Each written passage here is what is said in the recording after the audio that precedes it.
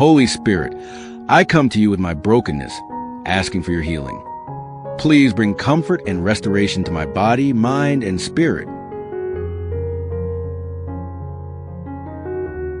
I trust that you are the ultimate source of healing, so I lay my pain, fears, and uncertainties before you.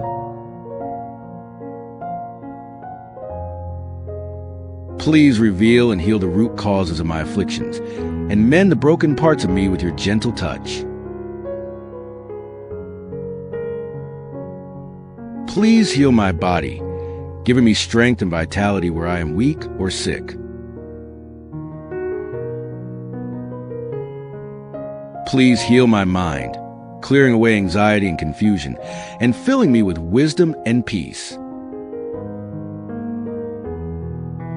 Please heal my spirit, comforting me and helping me let go of past hurts and struggles. Lead me to your love and grace, where forgiveness and healing abound.